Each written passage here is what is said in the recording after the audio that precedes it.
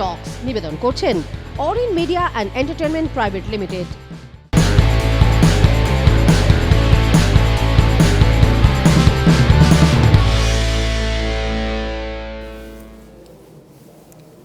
Hello friends, welcome to R B news. R B celeb টক্সে আপনাদের সঙ্গে আমি তনুশ্রী রয়েছি। আর আজকে এই প্রথমেই টিং টিং করে নাচটার কারণ আছে, কারণ আজকে আমার সঙ্গে যে রয়েছে সে আমার প্রচণ্ড প্রচণ্ড প্রচণ্ড প্রিয় একজন মানুষ। কারণ তার অভিনয় তো অবশ্যই, এবং তার যে বৈশিষ্ট্য, তার যে কথা বলার ধরন, তার অভিনয়ের ধরন, সব কিছু আমাকে মারাত্মকভাবে টানে। এবং সেই মানুষটিকে আজকে আমি পেয়ে গিয়েছি এবং জমি আজকে আড্ডা দেবো। সেলেব টক্স একদম জমে ক্ষীর হবে, এবং কার সাথে আড্ডা দেবো সেটা একটা বড় প্রশ্ন, আর সেই প্রশ্নের উত্তর তো আমাকে দিতেই হবে। চলো তাহলে সরাসরি দেখি আমার সঙ্গে কে রয়েছে। আমার সঙ্গে রয়েছে অপুদা। মানে বুঝতেই পারছো এক্সাইটমেন্টটা ঠিক কোন লেভেলে আছে আমার। মানে কি বলো কিছু না, আমি কি কথা বলার স্কোপ পাবো তো? আমি জানি না, মানে আমি আজকে প্রচণ্ড এক্সাইটেড। মানে অপুদাকে আমি পেয়েছি, মানে আমি ভাবছিলাম যখন এই আগের শ্যুটটা হলো ছবি আলের এই প্রতিদ্বন্দ্বীর জন্য, তখন ভেবেছিলাম তোমাকে পাবো, পাইনি তোমার এত বিজি শিডিউলের মধ্যে। তো এভাবে তোমায় পেয়ে যাবো আমি তো ভাবতেই পারছি না। যাই হোক, প্রথমেই তোমায় আরবি নিউজে অনেক অনেক অনেক ওয়েলকাম। Thank you. আচ্ছা, তোমাকে যে প্রশ্নটা করতে চাইবো তার আগে দর্শকদের একটা কথা বলবো। জেনারেলি আমরা যখন পরীক্ষায় পাশ করি বা ভালো মার্কস পাই, সবার থেকে গিফট পাই, বাবা মা গিফট দেয় বা ঘুরতে নিয়ে যায়, ফ্যামিলির অন্যান্য লোকরা গিফট দেয়। কিন্তু তোমার ক্ষেত্রে ব্যাপারটা উল্টো হয়েছিল। কি? যে তুমি পরীক্ষা বা হোমওয়ার্কে 0 পেয়েছিলে বলে সেখানে আঙ্কেল তোমাকে আবার এটা মনে করিয়ে দেওয়ার খুব দরকার ছিল কি? মানে তুমি বলো। হ্যাঁ, আমি লোকে ক্লাস ওয়ার্কে ভুল করতে পারে, আমি হোমওয়ার্কে অঙ্কে 0 পেয়েছিলাম, যেটা লোকে বাড়ি থেকে করে নিয়ে যায়। সেটা লোকের কাছে জিজ্ঞেস করেও অনেক সময় লোকে করে নিয়ে যায়। তো আমি কোনো কারণে হয়তো করতে ভুলে গেছি বা করেছি, ইচ্ছে ছিল না, সব ভুলভাল হয়েছিল। তো খাতাটা পাওয়ার পরে যে রিয়াকশানটা আমার বাবার হয়েছিল, আমার দিকে তাকিয়ে বলেছিলেন যে তুই তো রত্নগর্ভা। মানে তোমার মা আমার মা নাকি রত্নগর্ভা, আমার মতো রত্ন জন্ম দিয়েছেন যে রত্ন হোমওয়ার্কে 0 পায়। তো তার ফলস্বরূপ বাবা কোনোদিনই বকেননি, কোনোদিনই চিৎকার করে বকেননি, কিছুই না। বাবা ঠান্ডা তাকালেই কাজ হতো। কিন্তু সেদিন যেটা করেছিলেন সেটা আর কারোর বাবা করেছে কিনা জানি না। আমি সেদিন প্রথম 5 স্টার হোটেলে ডিনার করতে গিয়েছিলাম। হ্যাঁ, মানে আমি যদি অঙ্কে, মানে আমার মনে আছে এখন, আমি সেটা বলবো না, নাম্বারটা বললে খুবই তোমাকে অফার। আরে 0 থেকে তো খারাপ নয়। না, আমি তার থেকে 2 বেশি পেয়েছিলাম। আমি কইতে 2 পেয়েছিলাম, এবং তার জন্য আমাকে যা মার খেতে হয়েছিল বাড়িতে সেটা বলার মতো নয়। কিন্তু তোমাকে গ্র্যান্ডে নিয়ে গেছিল, মানে এটা কাশ আমার ক্ষেত্রে হতো। মানে প্রত্যেকবার আমি অঙ্ক ফেল করতাম। তাহলে এটা অপমান করার একটা অন্য দিক। মেরে তো ঠিক আছে, মার সহ্য করে নিলাম, আমি গন্ডার প্রচুর মার সহ্য করেছি জীবনে। কিন্তু এই ধরনের অপমান করার তারপর থেকে কিন্তু খুব সিরিয়াসলি খাতাটা চেক করে নিয়ে যেতাম আমি। তখন থেকে তো খুব সিরিয়াস হয়ে গেল। এটা অন্য একটা দিক, মানে মানুষকে অপমান করার। আচ্ছা, তোমার আরও একটা বিষয় আছে, মানে তোমার অভিনয়ে আসার একটা অন্য গল্প আছে, সেই যেটা আমরা মনে হয় আমরা অনেকে এই গল্পটা হয়তো টুকটাক যে তোমার যারা তোমার ফ্যান আছে তারা জানে। হ্যাঁ, মানে ওই সেইখানেও বাবা, মানে হঠাৎ করে দেখি একদিন বললো কাল সকালে কি করছিস, একটু ফ্রি রাখিস। সেদিন একটা ছুটির দিন ছিল, শনিবার, পাড়ার ছেলেদের সঙ্গে রাস্তায় একটা ম্যাচের বন্দোবস্ত হচ্ছিল। বললো না আজ কালকে বলে দে তুই খেলবি না। খুব মন খারাপ হয়ে গিয়েছিল। তো বাবা গাড়ি চালিয়ে হঠাৎ করে পরের দিন আমাকে নিয়ে চলে গেল একটা রিসর্টে বাইপাসে।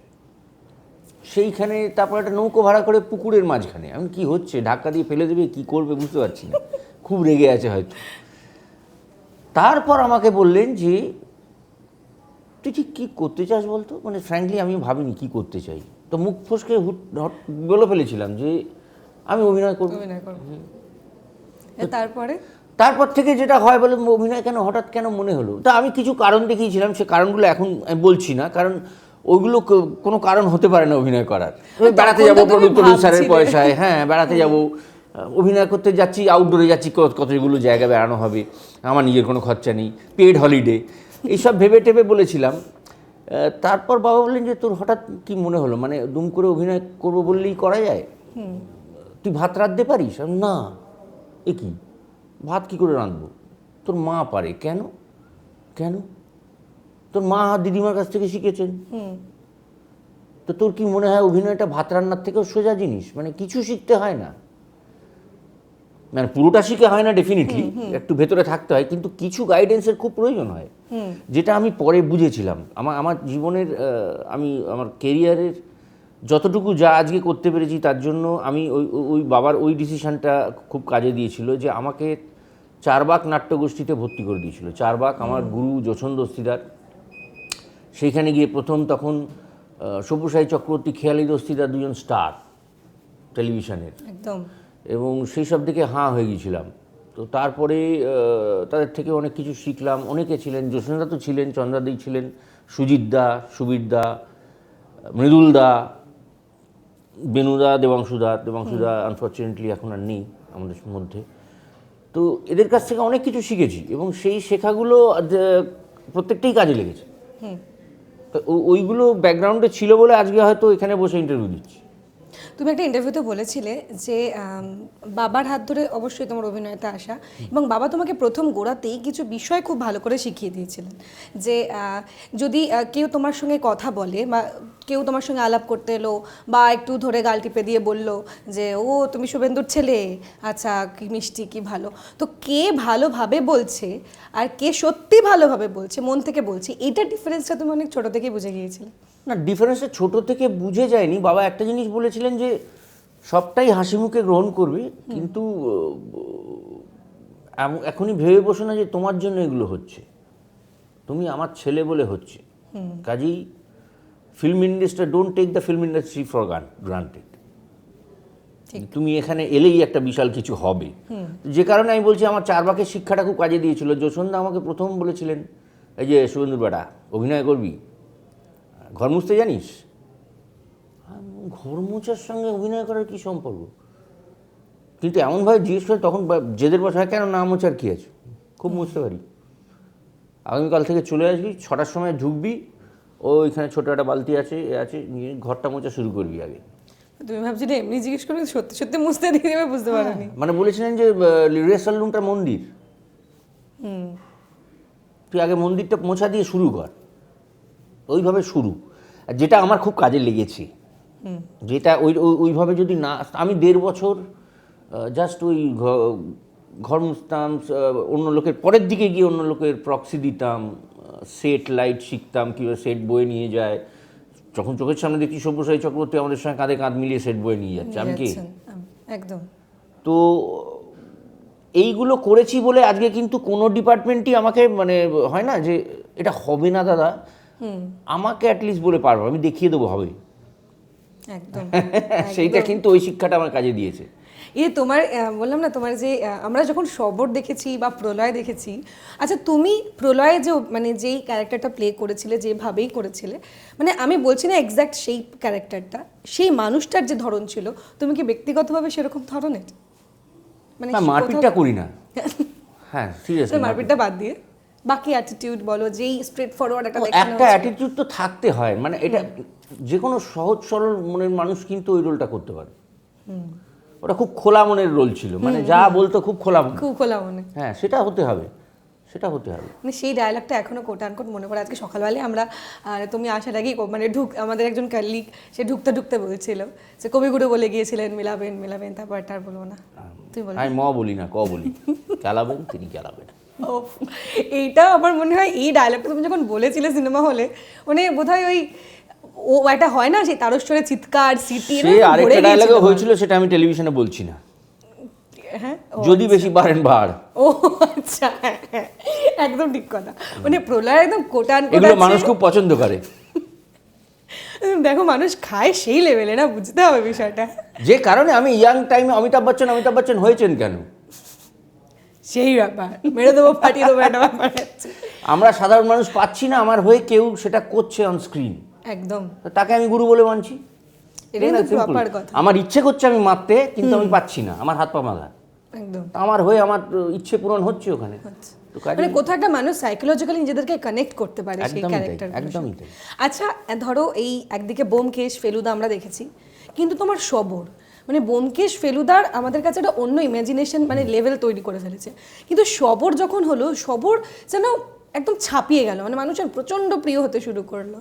মানে এটা নিয়ে তোমার কি ভাবনা বা কি মনে করো? তার কারণটা হচ্ছে শবরটা নতুন তো, ব্যোমকেশ ফেলুদা তো জেনারেশনের পর জেনারেশন পড়ে এসছে, সব সময় তারা সেই গল্পগুলো লিস্টে কে 1 নম্বর এই 2 নম্বর, এ 1 নম্বর এ 2 নম্বর। শবরটা সম্বন্ধে মানুষের তেমন কোনো আইডিয়া ছিল না, কারণ শবর সেভাবে প্রচার করা হয়নি।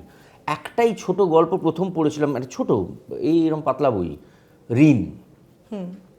শবরের ভালো লাগার পেছনে আমার মনে হয় শীর্ষেন্দুবাবুরও একটা গাইডলাইন দিয়েছিলেন উনি, যে শবর হবে পাথর।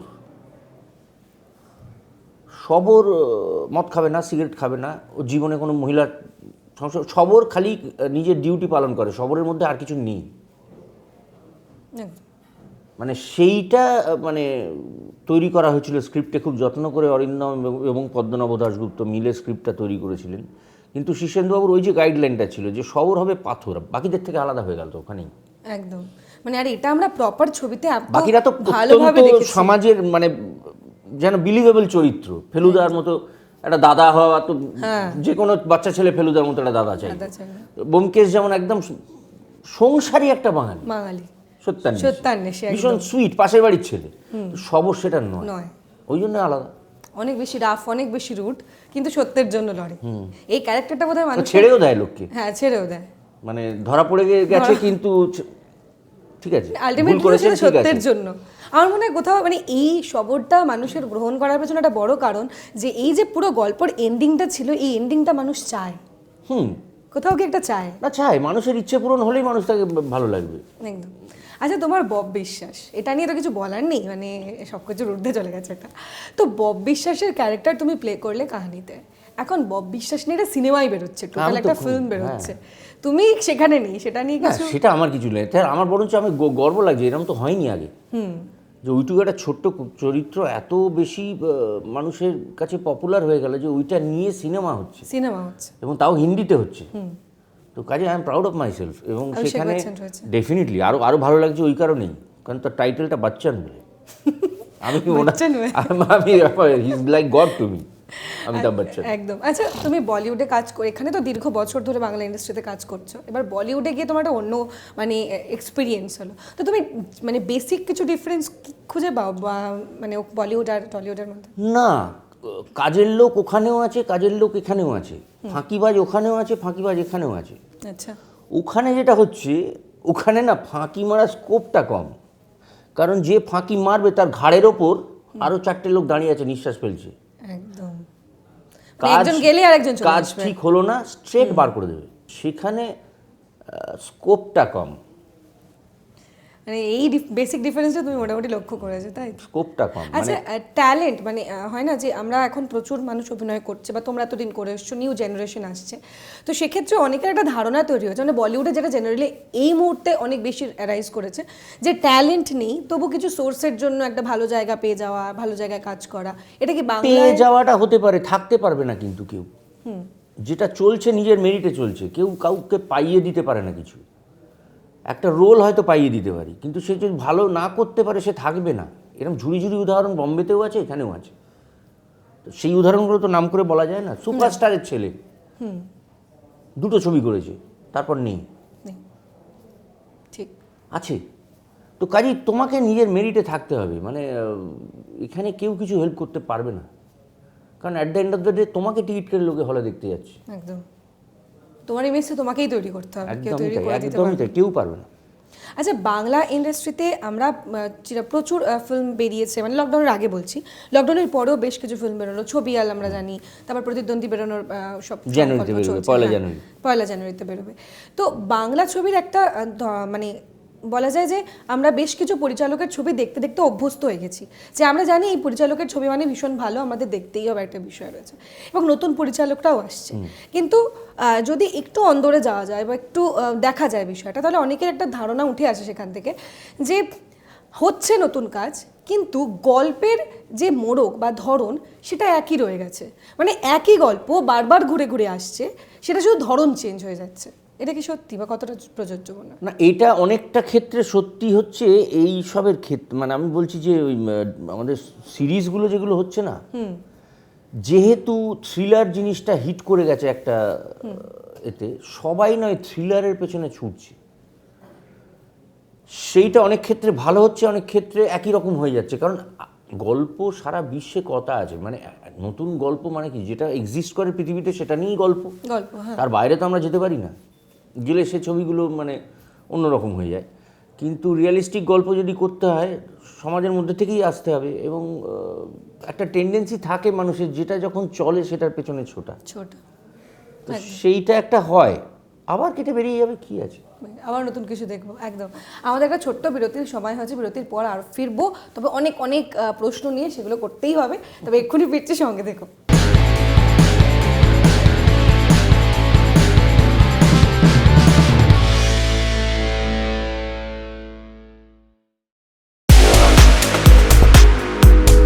Wanna fly? Step towards 3 steps. Where we are different. World-class infrastructure, experienced faculties, hygienic atmosphere. We take all necessary precautions against COVID-19. Meet the aviation professionals and build your dream career with 3 Steps Aviation. 3 Steps Aviation! Hip hip! Hooray! Hip hip! Hooray!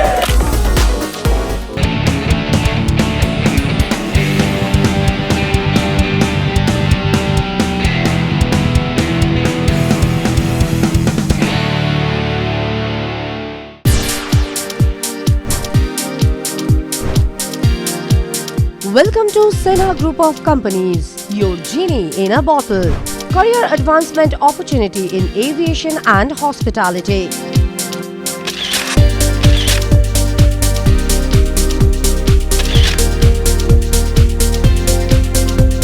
Organic farming, evolving science of India's healthy future. Digital marketing of the next generation. Income tax consulting and other legal services. Home furnishing and decor. Bringing your dream house delight. We know what you desire, so unleash your genie with Sena Group of Companies. Let the magic begin. Sena Group of Companies. Dream with India.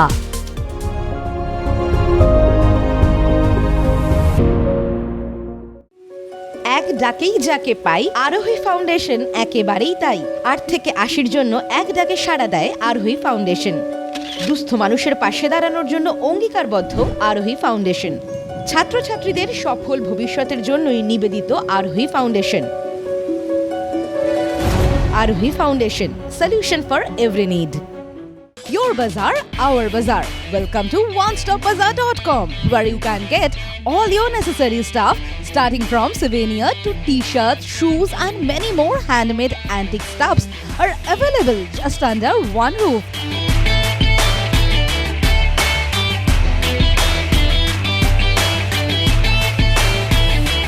Our stores are available at airports like Kolkata, Guwahati, Imphal, Bagdogra, and you can also find us at City Center too. We are just one click away to serve your need. Visit onestopbazaar.com or www.onestopbazaar.com. Feel the Indiana.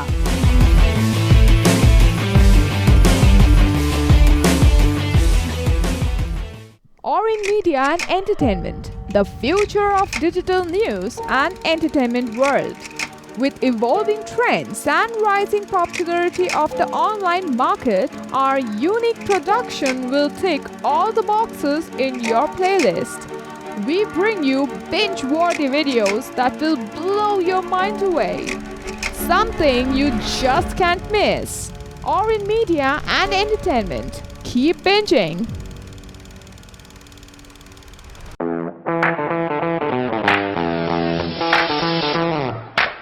Welcome to Takeoff Aviation and Management Academy. Takeoff is uniquely designed to train you, targeting towards soulful employment and aspirants wanting to join aviation, airport retail industry, banking, hotel and hospitality industry.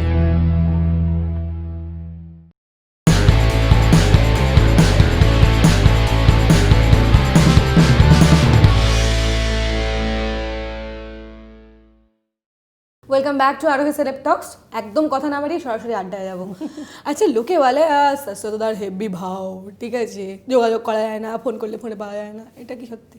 হ্যাঁ, phone করলে সবসময় ফোনে পাওয়া যায় না সেটা সত্যি, কারণ আমার সঙ্গে কোনো ফোন নেই। আমি ল্যান্ডলাইনে বিশ্বাসী, কারণ আমি সবসময় কেউ ফোন, আমার ফোন জিনিসটাই একটু মানে ফোনটা আমার এমার্জেন্সি বলে মনে হয়। একটা টেলিফোনটা আবিষ্কার হয়েছিল এমার্জেন্সি পারপাসে, তো সেইটা এখন খেলনা হয়ে গেছে হাতে হাতে, এবং সে খেলনা নিয়ে মানুষ নির্ভয় রাস্তা পেরিয়ে চলে যাচ্ছেন, দেখছেন না, গাড়ি ওনাকে মারছে না বলে উনি বেঁচে যাচ্ছেন, কেউ ট্রেন লাইনের ওপর কথা বলতে গিয়ে মারা যাচ্ছেন। তো আর মাল্টিটাস্কিং জিনিসটা না কোনো দিকে মানুষ কনসেন্ট্রেট করতে পারছে না, সেটা আমি ফিল করেছি। এটা আমার আমার আমার নিজস্ব মতামত, আপনার নাও হতে পারে। কিন্তু টেলিফোনটা না খুব কাজে ব্যাঘাত করে সারাক্ষণ। আমি দেখি তো, মানে আমি যখন কাজ করব, আমি কাজটা নিয়েই থাকতে ভালোবাসি, এবং কাজ শর্ট হয়ে যাওয়ার পরেও আমি শর্টটা নিয়ে বা পরের শর্টটা নিয়ে ভাববো, বা যারা আছে তাদের সঙ্গে আড্ডা মারবো। আমি সারাক্ষণ আমার ঠিক ভালো লাগে। এখন মানুষের কাছে ফোনটা মানে বলা যায় একদম মানে ওটা না থাকলে যেন জীবনই চলছে না। মানে এক সেকেন্ডে যদি ফোনটা এখান থেকে ওখানে থাকে, সেটা তো হওয়া উচিত না। না মানে একটা আমার জীবন যদি অতটাই ফোন নির্ভর হয়ে যায় তাহলে কিন্তু খুব বিপদ। আমি এমন মানুষকে দেখেছি খুবই অসহায়ের অবস্থা হয়েছে, মানে বাড়ি থেকে বেরিয়ে পড়েছে, কোথায় যাবে জানে না, ফোন করে জেনে নেবে বলেছে, ফোনটা কাজ করছে না, তখন কি হবে? আর এখন কিন্তু পিসিও নেই, দুম করে গিয়ে ফোন করে জেনে নেবে। তো একটু বেরোনোর আগে যদি আমরা প্রিপারেশান নিই, কোথায় যাচ্ছি, কখন পৌঁছতে হবে, কি করে যাব, একটু জেনে বেরোলেই হয়। এই জিনিসটা অভ্যেসটা চলে গেছে, কারণ আমরা তো হাতে কাছে পেয়ে যাচ্ছি। আমি ইভেন দেখেছি মানুষ নিজের বাড়িতে ফিরছেন গুগল দেখে। কেন হবে সেটা? নিজে কাকে দেখেছো তুমি? আমি আমেরিকায় দেখেছি, আমেরিকায় দেখেছি, কারণ ওখানে 30 মাইল চলে যাচ্ছে গাড়ি নিয়ে। তা যাক, কিন্তু মানে হ্যালো গুগল গোয়িং হোম, এই ব্যাস হয়ে গেল। এবার গুগল তাকে বলছে 300 meter turn left, 300 meter turn right. আবার না টার্ন রাইট করলে সে আবার রাইটটা আছে, সে আবার রেগে যায়।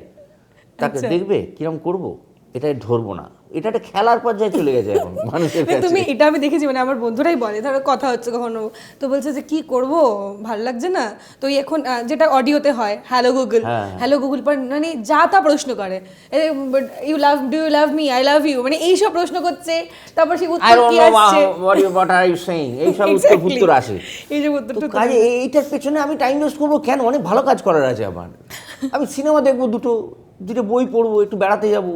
আমি সারাক্ষণ ফোন নিয়ে কেন বসে থাকবো? যে ফোনের বিরুদ্ধে তুমি মানে বিরুদ্ধে না, ফোনটা খুব কাজের জিনিস যদি ঠিক করে ইউজ করা হয়। বেশিরভাগ ক্ষেত্রে কিন্তু ঠিক করে ইউজ করা হয় না। এখন কিন্তু ওটিটি প্ল্যাটফর্ম মারাত্মক জায়গা। ওটিটি আমি কেন ফোনে দেখবো? আমি সিনেমা বড় না দেখলে আমার ভালো লাগে না।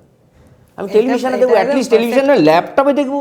একদম পারফেক্ট কথা। আমার তো না কি হচ্ছে জানো, আমি সিরিয়াসলি বলছি, মানুষের ভিশনটা না আটকে যাচ্ছে। আগে না মানে আমি না এখানে তাকিয়ে বলতে পারি, তুমি মানে কাপটা নিয়ে তোমার দুটো হাতে এখন রেখেছো, তুমি কাপটা পাল্টাও, কিছু করো, আমি বলে দেবো কী করছো। তুমি রেখে দিলে তো আওয়াজ পাবো। আচ্ছা খাচ্ছি, আরে খাচ্ছি তুমি বলে দিলে আমি কি বললাম? অর্ধেক সময় আমি দেখেছি এইখানে আমি মানে ধরো চশমাটা কোথায় গেল, চশমাটা এইখানে পড়ে আছে, কিন্তু দেখতে পাচ্ছি না, আমি দেখতে পাচ্ছি না। এটা হচ্ছে চশমা এখানে রেখেও খুঁজে না, ওখানটা তো ঠিক আছে ওপরে আমার, কিন্তু আমার চোখের সামনে রয়েছে, কিন্তু আমার ভিশনটা ন্যারো হয়ে গেছে, আমি 5টা পর দেখতে পাচ্ছি না। অভ্যেস হয়ে গেছে ওইটুকু জায়গায় কনসেন্ট্রেট করা। ভালো না, মানে অ্যাটলিস্ট আমার মত ভালো নয়। তাহলে কি তুমি ওটিটিতে দেখোই না সিনেমা? আমি টিভিতে দেখি। মানে এখন তো স্মার্ট টিভি, হ্যাঁ টিভিতে দেখো অ্যাটলিস্ট, সেখানে তো আমি চাইলে ডলবি ডিজিটালটা পাবো একদম।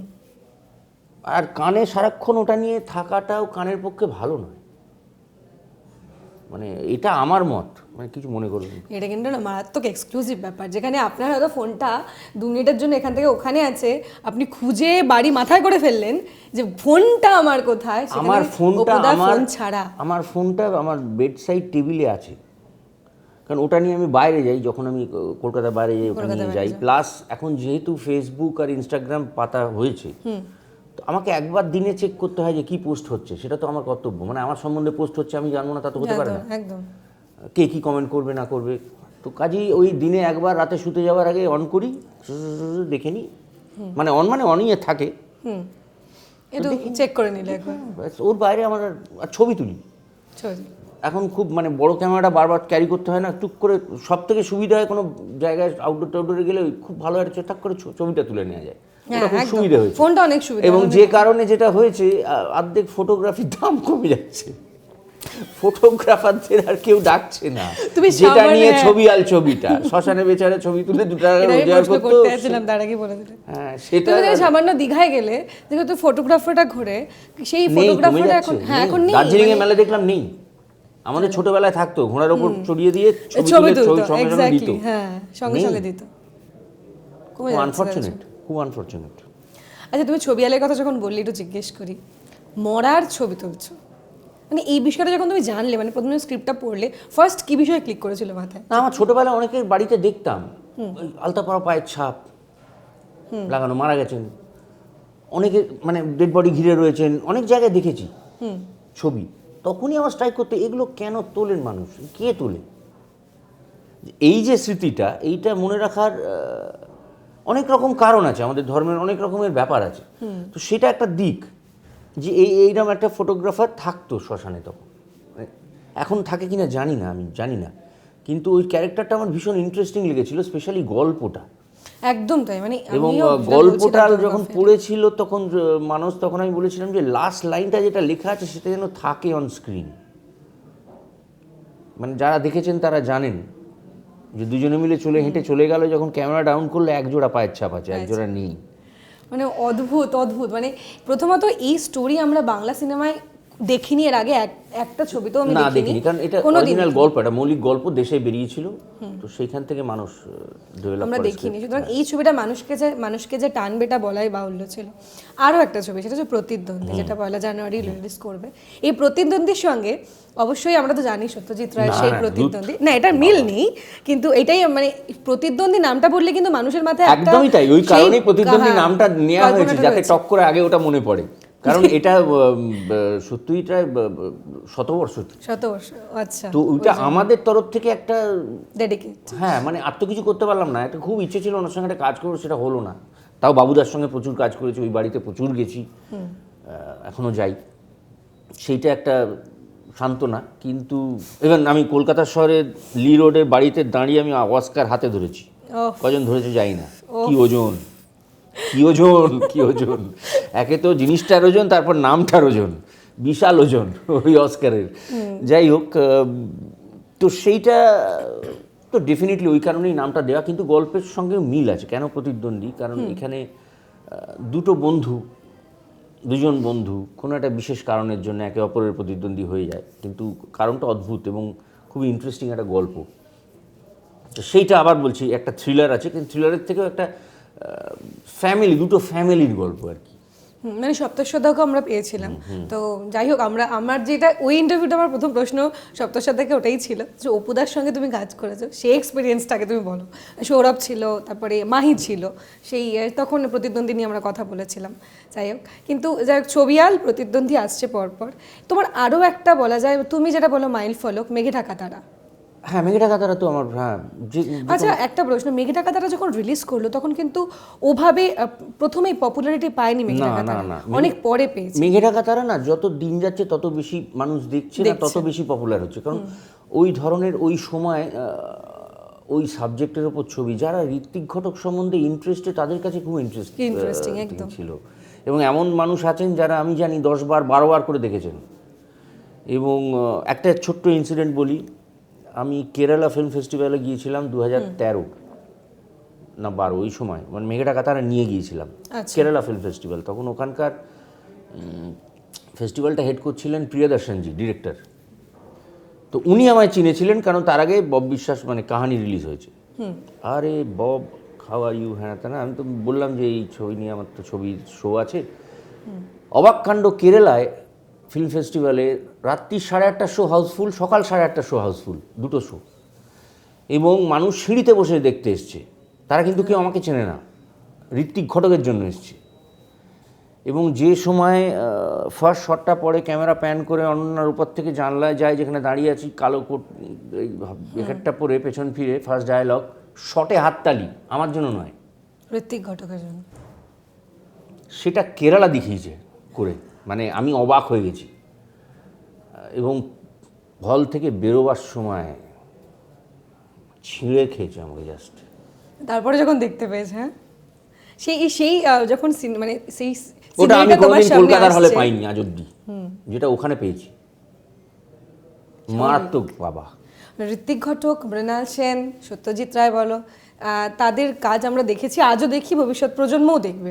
আচ্ছা, তোমার কি মনে হয় যে সেই কন্টেন্ট বা সেই স্ট্রং বলা যায় যে বিশ্বাস বাংলা ছবির প্রতি বা সেই মেরুদণ্ড কি আবার ফিরে আসবে বাংলা ছবিতে? নিশ্চয়ই আসবে, কিছু কিছু ভালো কাজ তো হচ্ছে, কিন্তু তারা যেভাবে কাজ করেছেন না, যে যে কি বলবো, রেস্ট্রিকশানে থাকা সত্ত্বেও যে কাজগুলো করেছেন, তাতে করে হতো কি, তাদের কাছে অতটা এতগুলো ক্যান তখন ছিল না। এই মানে এখন তো ডিজিটালে একটা এনজি হলে কিছু এসে যায় না, কারণ কোনো খরচা হচ্ছে না। তখন একটা ক্যানের দাম হচ্ছে 10-12 হাজার টাকা যখন আমরা শুরু করেছি। তার আগে তাহলে মানে ওদের হাতে 8টা-10টা ক্যান দিয়ে বলতো এটাই প্রডিউসারের শেষ সম্বল, এর মধ্যে ছবিটা বানিয়ে দিতে হবে। কাজেই তাদের প্রি প্রোডাকশনটা অনেক বেশি মন দিয়ে করতে হতো, তাদের ডেডিকেশনটা অন্যরকম লেভেলে যেত। এখন তো একজন ডিরেক্টরকে বলা হচ্ছে বছরে 3টে ছবি করে দাও। মুশকিল হচ্ছে নিজে থেকে একটা গল্প লেখা আর পুজোর সময় ফরমাইশি লেখার মধ্যে যে তফাৎটা হয়ে যায়, এখন সেটা হচ্ছে। আর সেটার বোধহয় আমরা বুঝতেও পারছি কোথাও। হ্যাঁ, সেটা বুঝতে পারছি, কিন্তু বেশি দিন সেটা হওয়াটা বাঞ্ছনীয় নয়। কারণ যত বেশি কাজ অযত্নে হবে না, সেই কাজগুলো তো মানুষের কাছে পৌঁছবে না, পৌঁছলেও মানুষ রিজেক্ট করবেন, এবং সেই রিজেকশন থেকে হয়তো সিনেমা হলে দেখাটাও কমে যাবে, যাওয়াটাও কমে যাবে। অলরেডি লকডাউনের পর থেকে শতাংশটা কমে এসছে, এবং তা সত্ত্বেও এই ছবিয়াল টুবিয়াল এই যে আজকে রিপোর্ট পাচ্ছি, সেটা গল্পের জন্য, কিন্তু কন্টেন্ট মাস্ট, মানে কন্টেন্ট ঠিক না হলে কন্টেন্ট এবং অভিনয় সেখানে। আগেকার দিনে কিন্তু অত ক্যামেরার কার্য হতো না, আজকাল ক্যামেরা বনবন করে ঘুরছে চতুর্দিকে, কিন্তু কোথাও এটা গিয়ে কনসেন্ট্রেট করছে না। মানে একটা জিনিস আমি দেখছি, সেটা একটা ধরে থাকার ব্যাপার আছে, তো একটা জিনিস পিন পয়েন্ট করে আন্ডারলাইন করার ব্যাপার আছে। আন্ডারলাইন করার আগেই 4টে শট কেটে যাচ্ছে, ঠাক ঠাক টুক ঠাক, এই অ্যাঙ্গেল ওই অ্যাঙ্গেল সেই অ্যাঙ্গেল, মানুষ কিছু বুঝতে, এই লোকটাকে এখানে দেখছে, এখানে দেখছে, এটা আবার এখানে দেখছে। এইগুলো একটু বোধহয় মানে আমি জানি না, একটু বন্ধ হওয়া উচিত। মানে ধরো দুটো গল্প, মানে একটা সিনেমার দুটো পার্ট দেখাচ্ছে, একটা হয়তো নকশাল সময়ের যেই ভারতের চিত্রটা ছিল, আর এখন একটা মানুষের মানে চরিত্র দেখানো হচ্ছে, যে সে এখন কিভাবে বাঁচছে জীবনে, আর সেই মানুষটা কিভাবে তখন বাঁচতো। কিন্তু সেই মানুষটা তখন লড়েছে, মানুষের বিরুদ্ধে লড়েছে বা স্বাধীনতা আনার জন্য লড়েছে, এখন তাকে বাঁচতে গেলে তাকে লড়তে হবে। কিন্তু এই দুটো ছবি বা দুটো অংশ একসাথে করতে গিয়ে অনেক মানুষের মাথার উপর দিয়ে চলে যায় স্টোরিটা, যে কী বোঝাতে চাইছে প্রযোজক বা কী বোঝাতে চাইছে ডিরেক্টর। সেটা তাহলে মুশকিল। মানে আমার মেন, আমি একটা সিনেমা কেন বানাচ্ছি, যত বেশি মানুষের কাছে পৌঁছতে পারবো আমার বক্তব্যটা নিয়ে। তো সেটা যদি আমি বক্তব্য ঠিক করে বোঝাতেই না পারি, তাহলে সে ছবি, সে আইডিয়াটা হয়তো মার খেতে পারে।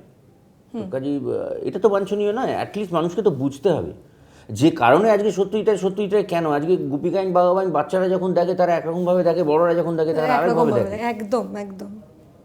আজকে অরণ্যের দিন রাত্রির মতো একটা ছবি হয়েছিল বলে আবার অরণ্য হয়েছে, চলো লেটস গো হয়েছে। একদম, মুখের কথাটা কেড়ে নিলে। তো এগুলো তো মানে আমি তো প্রথম কথা যে আমার যে সিনেমাটা তৈরি করছি, ডেফিনেটলি আমি যেটা ইচ্ছে করবো, আমার যেটা চাইবো সাবজেক্ট, সেটাই আমি ছবি করবো, কিন্তু যাতে আমি কমিউনিকেট করতে পারি, মানুষ তার সঙ্গে কানেক্ট করতে পারে, সেটা তো আমায় দেখতে হবে। মানে তুমি অরণ্যের দিনরাত্রি, মানে আমি জাস্ট বলতেই যাচ্ছিলাম যে অরণ্যের দিনরাত্রির মতো একটা গল্প যেটা সত্যি কিছু নেই, একটা সাধারণ গল্প, যতবার দেখি ততবার মনে হয় আমি গাড়ির পেছনের সিটে আমিও বসে আছি। এক্স্যাক্টলি এই ফিলিংসটাই হয়, মানে বারবার এটা মানে আমারও কাবেরী বোসের প্রতি দুর্বলতা জাগছে। আচ্ছা, এই যে দুর্বলতা, তো জীবনে কতবার দুর্বলতা জেগেছে? ও তো এখনো জাগে, ওটা না থাকলে মানুষ বেঁচে থাকে নাকি? কোনো না কোনো ব্যাপারে দুর্বল, মানে ভালো লাগার জিনিস থাকতে হবে আশেপাশে, না হলে কি করে বাঁচবে? মানে ইন্সপিরেশন পাবে, অ্যাবসলিউটলি থাকতেই হবে। আচ্ছা বোধহয় আমাদের সময় একদম শেষ, কিন্তু আমি একদম বিশ্বাস করে ইচ্ছা করছে না ওরা আরেকটু যদি তোমার সঙ্গে আড্ডা দিতে পারতাম, কিন্তু কিছু করার নেই, আমাদের সময় একদম শেষ হয়ে এসছে, আমরা সময়ের গণ্ডিতে বাধা, তাই এই সেলেবটক এখানে শেষ করতে হচ্ছে। তবে এই যে আমরা আড্ডা দিলাম, এই সময়গুলো আমাদের কাছে অনেক বেশি ইম্পর্টেন্ট এবং তোমাকে অনেক বেশি থ্যাঙ্কস, অনেক থ্যাঙ্কস যে thanks এর কি? আমাদেরকে একটু সময় দিলে। তোমার এত বিজি শিডিউল, পরপর ছবি রিলিজ, আমরা অপেক্ষা করছি প্রতিদ্বন্দ্বীর জন্য, ছবি তো অলরেডি চলছেই। সুতরাং তুমি অনেক ভালো থেকো এবং ভবিষ্যতে তোমাকে আবার পাবো আশা করি। নিশ্চয়ই। আমাদের সেলেব টক এখানেই শেষ করতে হচ্ছে, তবে তোমরা অবশ্যই সঙ্গে থেকো। আমরা কিন্তু আবারও ফিরবো তোমাদের চেনা প্রিয় মুখ নিয়ে আরও সেলেব টকসে। টাটা। আরোহী সেলেব টক্স নিবেদন করছেন Orin media and entertainment private limited.